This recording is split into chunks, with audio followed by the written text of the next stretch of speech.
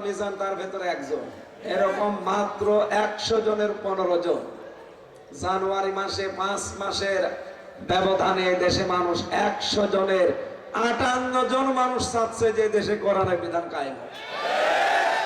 গত 3 দিন আগের রিপোর্ট, আজকে 10 তারিখ, 7 তারিখের রিপোর্ট দেখেন, এদেশে এখন 100 জনের 66 জন মানুষ চাচ্ছে যে কোরআনের বিধান কায়েম হোক। আপনি টের পাচ্ছেন কোথায় যাচ্ছে? অনেকে মাথা খারাপ হয়ে পাগল হয়ে গেছে, না এরা 10 ভাগের বেশি ভোট পাবে না। আরে 15 বছর ভোট হয়েছে, আপনি বলেন কি করি? ইসলামের পক্ষে এই দেশে এখন সবাই বলছে আমরা একটা বাক্স দিতে চাই।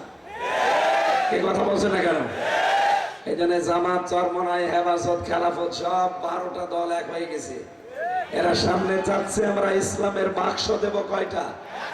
আরো জোরে বলেন। এই জন্য 7 তারিখের রিপোর্ট হচ্ছে 100 জনের 66 জন মানুষ এখন চাচ্ছে দেশে কোরআনের বিধান কায়েম হোক। আপনি আর কয়দিন যেতে দেন?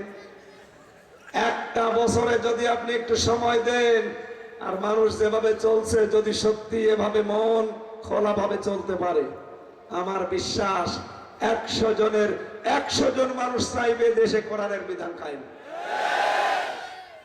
কারণ মানুষ সব এখন দেখেছে 54 বছরের বাবা, কারো স্বামী, কারো বউ, কারো মেয়ে, আর চাচা 9 বছর চালিয়ে 10 বছর তো জেল খাটল।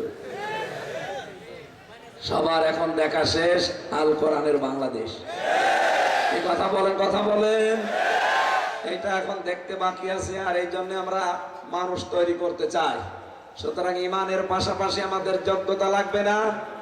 বলেন বলেন। যে যেখানে আছেন যোগ্যতা অর্জন করবেন ওই জায়গায়। আপনি যদি রাস্তা ঝাড়ু দেন কোনো অসুবিধা নেই, আপনি ওই জায়গার জন্য রাজা। রাস্তাটা ভালো করে ঝাড়ু দেওয়া শিখবেন। যদি পায়খানা পরিষ্কার করা আপনার দায়িত্ব হয়, ওটা ভালো কাজ, কোনো খারাপ কাজ নেই, ওইটাও যেন ভালো করে করা যায়। পুলিশ ভাইরা যে দায়িত্ব পালন করছে, যদি 8টা ঘন্টা না, আমাদের বললাম ডিউটি শেষ নেই, যদি সত্যি এটা ইবাদত হিসাবে পালন করে থাকে 24 ঘন্টা নামাজ পড়ার মতো সওয়াব পাওয়া যাবে। এটা আমরা প্রত্যেকটি মানুষ ওই জায়গায় যোগ্যতা এবং সৎ মানুষ নিয়োগ করতে চেষ্টা চালাচ্ছি। আল্লাহ যেন আমাদের তৌফিক দেন। সামনের দেশটা অন্তত চর্ম চোখে যেন দেখতে পারি যে দেশটা কোরআন দিয়ে চলছে। বলেন আমিন। আমি জান্নাতের কথা যেহেতু তুলেছি, জান্নাত আমরা অনেকেই জানি যে জান্নাত 8টা না।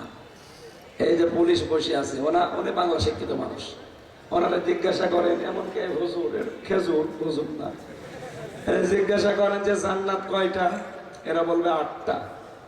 কোনদিন পড়েছে? পড়েনি, শোনা। আমিও এতদিন শুনি কোরআনে কারিমে দেখি না জান্নাত একটা, জান্নাতের স্তর 100টা। কয়টা? জাহান্নাম একটা, জাহান্নামের স্তর 70টা। আমরা বেশিরভাগ 7টা জানি। জান্নাত আমার আল্লাহ বানিয়েছেন একটা, জান্নাতের স্তর 100টা। তার ভেতরে প্রথম স্তরের নাম হচ্ছে ফেরদাউস। নাম কি?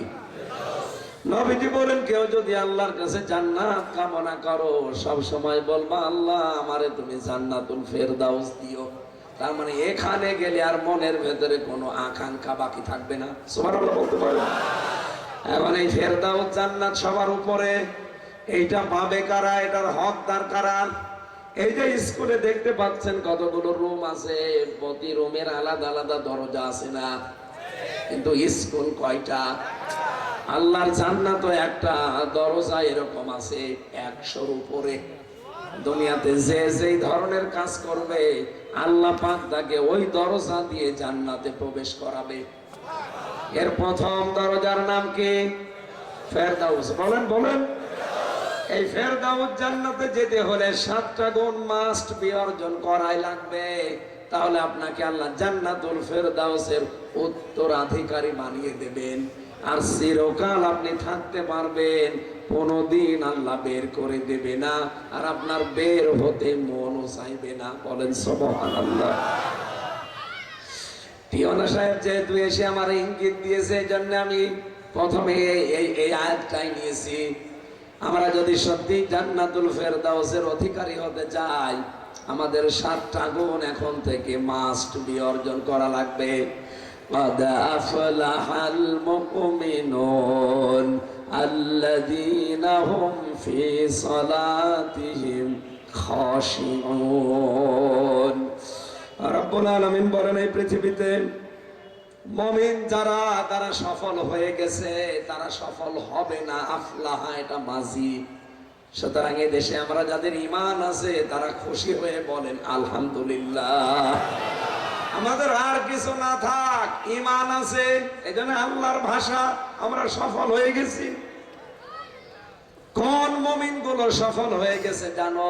যারা নামাজের ভেতরে ভয় করে। নামাজের ভেতরে ভয় কি? নামাজে দাঁড়ালে একদম জড়সড় হয়ে এদিক ওদিকে তাকাবেন না, খালি কাঁদবেন, এটা না। নামাজের ভেতরে দাঁড়িয়ে আপনি মনে করবেন আমি আল্লাহকে দেখতে পাচ্ছি। আপনি যদি দেখতে নাও পান, মনে করবেন মহান আল্লাহ আমাকে দেখতেছেন। সুবহানাল্লাহ বলুন। এরকম নামাজ আমাদের আছে। হযরতে তালহা নামাজে দাঁড়িয়েছিলেন, একটা সাপ এসে তার বাচ্চাটাকে জড়িয়ে ফেলেছিল। পাশের মানুষ ডাক দিয়ে তার স্ত্রী সাপটা মেরে বাচ্চাটা বিপদমুক্ত করে বসে আছে। হযরতে তালহা নামাজ শেষ করে বললেন এতগুলো মানুষ বাড়ির ভেতরে কি করে? তালহা ডাক দিয়ে বললেন স্ত্রী কি এত মানুষ কেন? স্ত্রী বলে আপনি নামাজে ছিলেন, পাহাড়ি এলাকার সাপ এসেছিল, একটা বাচ্চাটা জড়িয়ে ফেলেছিল, তাকে বিপদ মুক্ত করে আমরা বসে আছি। এতগুলো ঘটনা ঘটে গেল আপনার সামনে, আপনি কি কিছু টের পাননি? হযরতে তালহা বলেন স্ত্রী এই নামাজে যখন দাঁড়িয়েছিলাম তখন আমি আল্লাহর সাথে কথা বলছিলাম। আমি যখন তেলাওয়াত করেছি আলহামদুলিল্লাহি রাব্বিল আলামিন, আমার